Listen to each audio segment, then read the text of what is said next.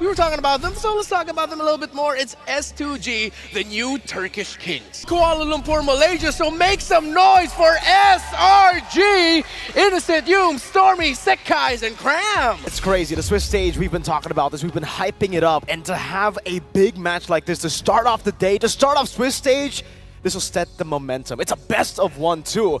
And that's why I feel like we can see the Granger here. We can see a lot of these cheese picks actually pop up. Yep, honestly, this was really on script for SRG at least. We know that S2G, led by Sigibum, usually really doesn't go that much off meta, and he's sticking with the Bruno. But for Innocent, he's immediately showing us the Granger as early as the first game. So we'll see how this goes for both of these teams. Because if you were to ask me, looking at their draft as early as now, I think SRG were able to plan things out really well. They were able to set up a lot of gap closers in their lineup. And if ever they do be successful enough to overwhelm S2G with all those gap closers, Innocent from afar, he could just do all the free hits and he could just damage the members of S2G from afar. Absolutely, man. So much poke, really, with the Decenata, with the Rhapsody, the new changes here. And as a gold lane, we've actually had a lot of discussions on the Granger pick itself. You know, does it do better in the jungle? Does it do better in the gold lane? And I think most of us actually agree that it does do better in the gold lane. You get free farm, you get a lot of gold in the start, and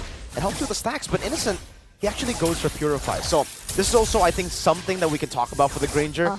You are pretty elusive with it. You're actually quite slippery with the new Granger. You actually dash quite well. So the Purify is a really good choice for Innocent to just escape from the CC that S2G can provide towards them. Yep, and I'm eager to know and how he decided to go for his emblem builds. We're seeing the Impure Rage as well, and all you know is that if you don't really rely on mana, you get that additional passive returned on your HP instead. So you get to see an additional layer of sustainability perhaps for Innocent by the time he really wants to, or if S2G even attempts to go for him in the early stages of the game. But Selangor Red Giants, it does seem like they're actually preventing this brute force playstyle come out from S2G. We know for a fact that it's one of their specialties. They really want to force things out early on, but it's SRG! Sky's really dashing forward. That's a good Terrify and a taunt down onto Begin. Cram walks up with the Terrify as well. Oh, Cram still able to get some damage down, but Begin still escapes with the Flicker. Great setup though for SRG. Stormy dives in the mid lane, gets the first blood under the tier 1, and that should be turtle number 1 for free. Seriously, he didn't let him go. They needed to get that pick off. So S2G, right now, they're absolutely unable to contest for this turtle. And we're expecting that this is more of a rotation we're seeing from their side. It's an XP lane, which is more active in the early stages. But Hagu, he keeps to be the next target. And Stormy, though, he gets traded as well. That's an I'm offended over to Yums, too. I don't know about that trade now. Cram's gonna be walking forward. Kazoo dashes forward, gets the kill in. Cram going with the Blaze round, gets frozen up, and gets CC down. SRG overextending after the turtle fight. And I think that's one thing you really need to consider if you are SRG, because early on, I wouldn't doubt that they were already taking hold of the lead. They couldn't even, or S2G couldn't even pay much attention to Innocent or the other lanes. Cram, he could just freely rotate out of the XP lane and actively participate in the first few skirmishes we've seen. But this might actually backfire if they do not manage things well. S2G, if we were talking about SRG's ability to close the gap, S2G can't do the same. They have high mobility heroes, and speaking of closing gaps, that's the Flicker forced out for Karam. Yep, already a big resource burned out there. 50 seconds for the turtle, so they have that resource already burned out. It's great to deny those crazy engages. Lunar walks up, gets the I'm offended. It's a bit more poke over to Cram, who will just sustain back up on the Khalid. Here though for S2G, it really seems like early on, maybe they didn't have those ultimates to fight with. But turtle number 2 onwards, they should have these big ults that you were talking about. Yep. Frigid Glacier for Begin. There's also a risk that Stormy takes it though. He's in the bush, gets the I'm offended over to Lunar. Now also Raging Sandstorm, great flicker for Lunar. Skies walks in, and Frigid Glacier will be able to stun him up. Skies brought back into the turret, poked down as well by Begin. And both teams will decide to disengage. 18 seconds for the turtle to spawn in the game. There's a team fight that happened once again right before this turtle that we were talking about. And S2G Esports, it seemed like they really were able to adjust on the fly. They're taking things a little bit more slow because they know that either way, the most important aspects of their lineup, it's not really being noticed here by SRG as of now. Really, Sigibum, he's just able to take his farm, and it might be this time that we see him also take part in the action. Good red treat from Kazoo. Good disengage from S2G. They know that SRG have a lot of CC, so they just go for the objective and bounce. Yep. Right now, though, this might be the point where S2G gradually focus on the things they want to build up on, which is really Sigiboom, because at this point, if they really want to be more active in terms of the team fights and they really want to be more confident, then it might just be time that they really need to include their damage dealers. Because even though SRG, they've been really aggressive in the first few portions of the game, we saw how S2G is able to deny them of that. They're able to like interrupt these aggressive plays coming in from Selangor Giants whenever Lunar is part, whenever Begin uses a beautiful timing of the Frigid Glacier. So they really just need to complement it with enough damage and they get higher chances of turning things around. There's just so much stakes here, you know, at play in the Land of Dawn currently. SRG playing in their hometown, trying to complete that golden road for S2G, trying to prove the world wrong that them winning MTC was a fluke. I think a lot of people still have that in their minds, you know, thinking that Fetnar is the better team from Turkey. So far, they're going toe-to-toe against probably one of the world's best here, and it's all with, like you said, Sigiboom, getting the boom in him. Once he gets those item power spikes, it's going to be massive. This Bruno, there's a reason it was so heavily prioed in the in the wildcard, and all the way, I would say, even in ranked games, right? So easy to execute, and you can see the S2G at this point, they're really just stopping SRG's way to try to take turrets and snowball. I agree, because this is the usual kind of Bruno gameplay you really witness, right? But wait, before that, speaking of the Bruno, Sigiboom. Yep, this is all good for Sigiboom. He wants to go for those fights there. Has the Haas Claws, I believe. That's why he's able to sustain back up. And Turtle's going to be spawning up top. SRG tried to get Prio in the bottom lane, and now they're rotating. Yep, but Pagu, you know, this roamer for S2G, the moment he came in, he really brought a lot of changes to S2G in the way they play their games, in the way they really adjust and explore some new strategies. We know them to only stick for the 4 Protect 1 strategy before, but now we're seeing how they can really just adjust on the fly, but Begin! Passive already. Procced in, Begin will be able to flicker out, but again, big resource spent already. Cram will have the flicker too. That's another from Innocent, just trying to read out some of the positions from S2G. Cram heals back up. Now Lunar, though, he goes in once more! Right, I'm offended, and that's Raging Sandstorm that catches Begin in the back. Will be caught. Pops in Frigid Glacier earlier. Lunar's still there, and it's going to be free hitting for Sigiboom into there. Kazoo with the dive. Sky's taken down. Innocent still kiting away as Kazoo goes in. Yum's isolated from the rest of the team, and Kazoo will double kill his way into a Turtle Prio. Stormy with a Terrify onto the midst of it all. Going for the guiding whip, but gets boomed down by Mr. Sigiboom. And Pagu, Innocent will be forced back on this Granger, and it's a win for S2G. You would think that would have already worked for the Selangor Red Giants, but S2G, Lunar decided to pick a fight at the exact same time. They also had the resources, they had proper counter-engage. Yums was also there, he was able to zone out enough members here from S2G Esports, but they seemed like they were just prepared to take on the fight that sustained. You can actually feel it from S2G, and it's not just that, it seems like they're able to capitalize a lot more on their innate mobility. It's so crazy. We were talking about the range for Innocent too, but what he makes up for in range, I think he lacks damage. Innocent hasn't really been able to put on the damage onto S2G. Maybe this Granger pick was just not that good against healing. I feel like the Mathilda has really been able to help them out in these ways to poke with Rhapsody and the Death Sonata as he stacks up later on, but it does seem like we're just going to get back into the game again. S2G are in the lead. SRG, do they have the late game power to actually play through these team fights? Yep, they have a lot of AoE, if it's just that.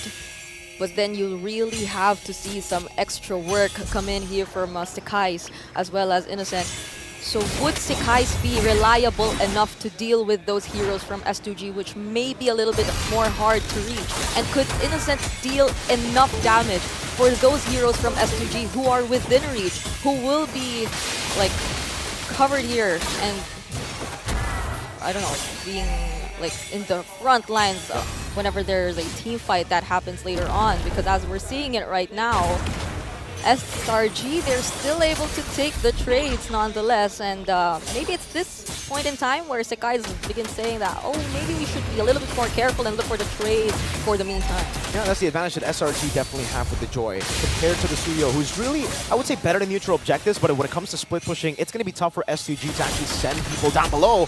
Pagu, you can see that poke damage from Innocent, and that's why we asked the question, is Granger a mid-game pick or a late-game pick? Because you can see that damage already build up. Pagu still able to heal up. Lunar goes behind Bennett over to Yums. The freeze as well, poking him down. Cram and trying to dish out a bit more damage over to S2G, but both teams are just poking each other. Yeah, definitely for SRG, this is the time they need to capitalize on their poking capabilities up against S2G Esports. We don't see as much sustain or in terms of like the tanky heroes from S2G as compared to SRG, so they definitely can take advantage of that. But once S2G decides for a commit, though that's the I am offended already used here, then SRG, they really need to be careful. But as we're seeing it right now, they're slowly getting hold of what to do during this Lord dance. You can see the poking game that we were mentioning in the early game for Innocent. It's happening here in the mid-game as Yasum idle Stormy gets an I'm offended over to 2. Innocent guns him down. The combo in the back is a raging sandstorm and an AOG.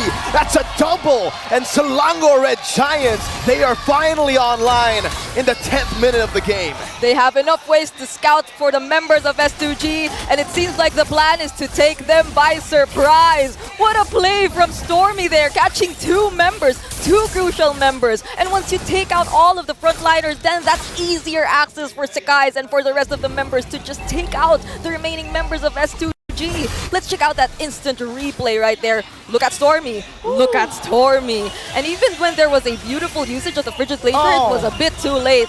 They had no other resources to prevent the aggression from the other members of SRG. There you go. That's SRG. Or was that the first few minutes? Man, SRG, we were talking about it, the targeting was not it. And then they just had to adapt in on the go, right? They just had to, I would say, yeah, adapt and get used to the pressure they're feeling here in as the hosts. And they're here with it. It's a Lord in the mid lane charging down as a holy defense already procced in. SRG utilizing Innocent's rage. Wow. Poke them down. Lunar's half HP. The defense is still good. They are able to get rid of it. No Innocent, though, is cutting them down. He has a Datsunada. One more shot. Lunar low. The photo saves Pagu and Lunar, and they're forced back in their own base. That was so aggressive from Innocent. I mean, they had an idea. There's still no flicker for Lunar, so there won't be any surprise setups just yet. But there's a circling eagle. So Pagu is trying to run away. The Datsunada hits, but he still is able to escape with the guiding win, and S2G defend. No base turrets taken down. All right, so S2G, they're still able to defend this in some ways. But SRG, it seems like this was the moment they've been waiting for. Now that S2G might just be gradually trapped in a certain area in the map, SRG, they can play around things a lot more. They have, again, I kept mentioning the Avatar of the Guardians, but they also had the Raging Sandstorm. And as long as they are able to prevent Lunar from doing his job of being the first one to take SRG by surprise, or even preventing and interrupting these attempts from SRG, then there seems to be no problem anymore.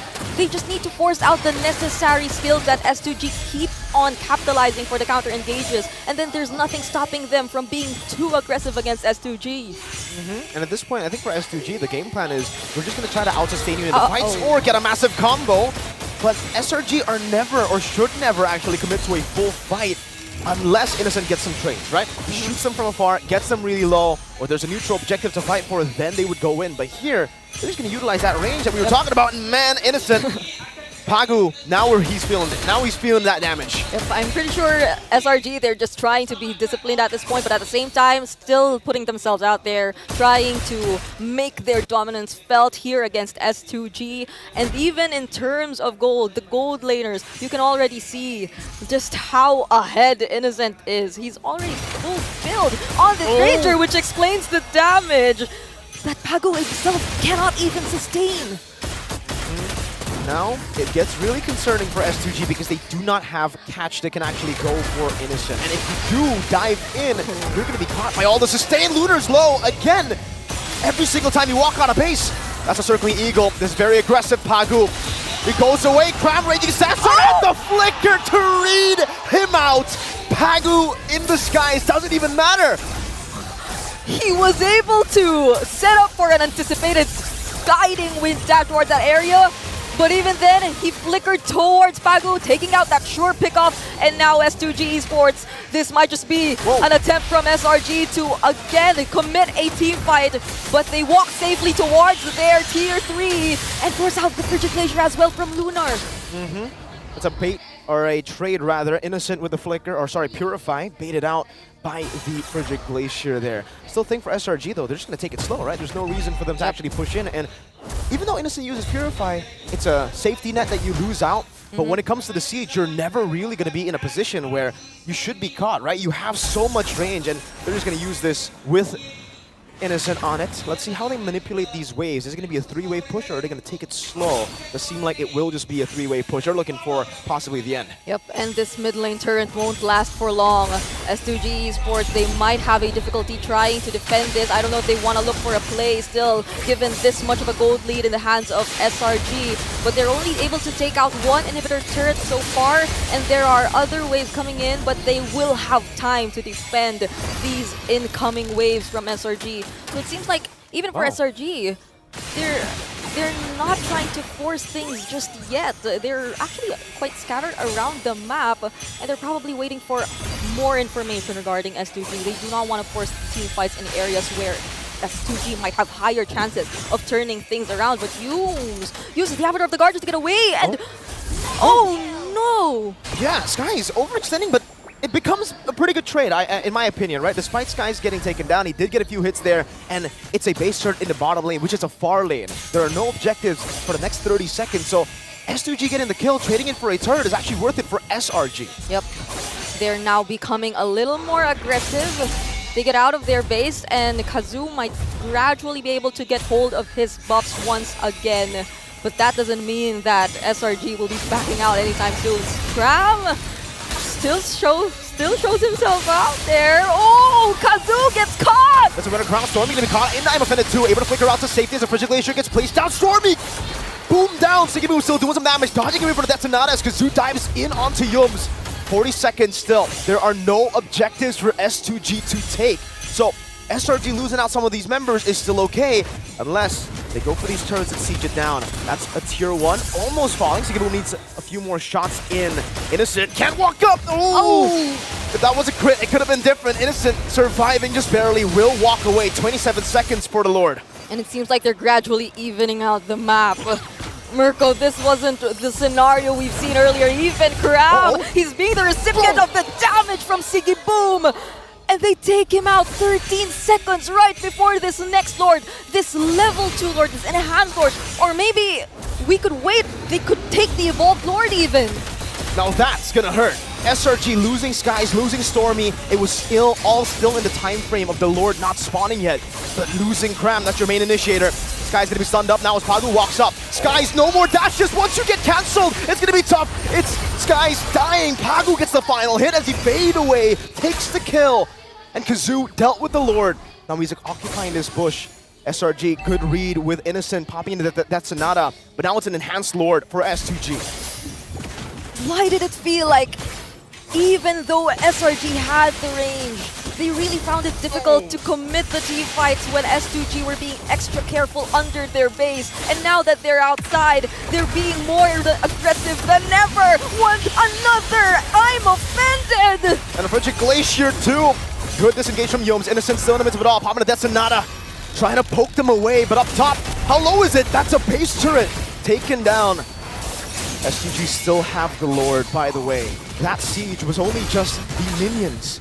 They are slowly pushing the wave in the bottom lane, and the reason they can actually slowly build this wave. Oh, Lunar goes in for the big play. Doesn't connect. Raging Sandstorm! A flank. Lunar caught in the midst of it all. Kazoo zoning the back line away as Pagu was able to get the circuit ego to actually peel for Srg M6, who's so free hitting. Kazoo gets the unstoppable. The Frigid Glacier comes in. Srg M6 going for the crits. Innocent still using that range, dashing away from the arrow.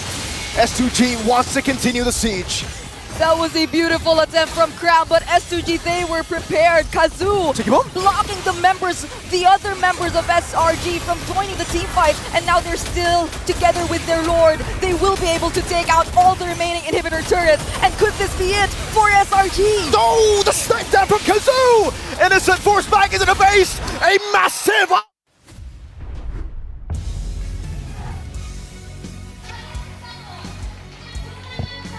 Our panel was mentioning the possibility of an upset, and who would have thought we're seeing it as soon as game number 1? This is S2G, this is SRG, and we knew we were starting the day strong, but this strong? You really put the boom in Srg Boom. S2G, the team that was touted. What an adjustment from S2G. We gotta ask our panel to break things down for us.